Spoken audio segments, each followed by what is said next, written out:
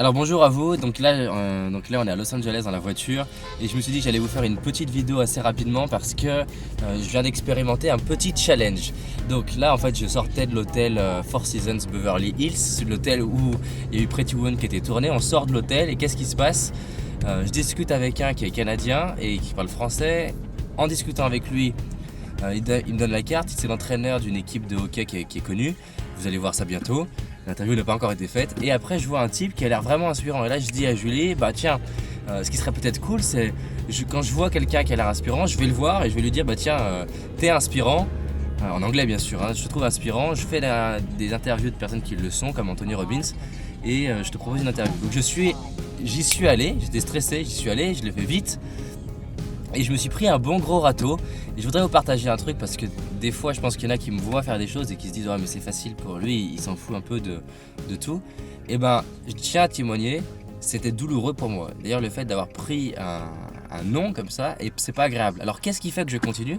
C'est que je sais qu'il n'y a aucune raison qu'un jour je devienne bon à obtenir des oui, que je devienne bon dans le fait d'aborder des gens dans la rue ou des leaders comme ça et d'obtenir des interviews sans le faire. Donc c'est pas grave. C'est douloureux, ça fait partie du processus d'apprentissage. Et c'est en dépassant ça qu'un jour je vais pouvoir là contacter des Américains, comme j'ai fait avec ce Canadien, et obtenir des interviews où les gens vont me regarder. Oh putain, David il a de la chance, il a des interviews avec des gens qui sont tellement inspirants, comment il fait? Et ben en fait, comment je fais? C'est que je passe à l'action.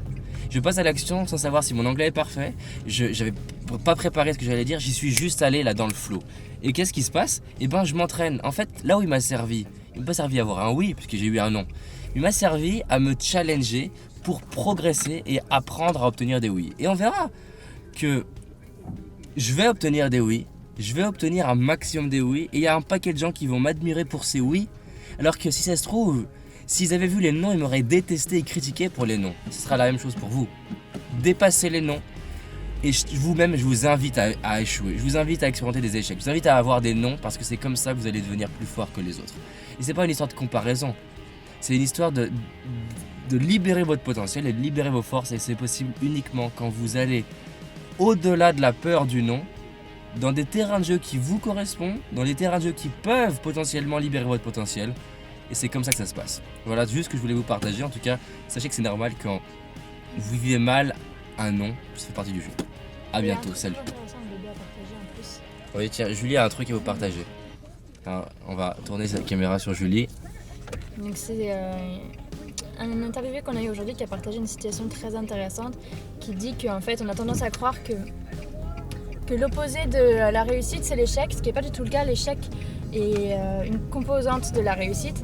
L'opposé de la réussite c'est abandonner. Et en fait tous ceux qui ont réussi des grandes choses, et je pense aussi à Seth Godin qui a un parcours formidable, ont tous eu des échecs énormes. Donc voilà, l'échec fait partie du processus de la réussite. Moi je vais aller plus loin, je vous dis, je vous souhaite un bon échec. A plus.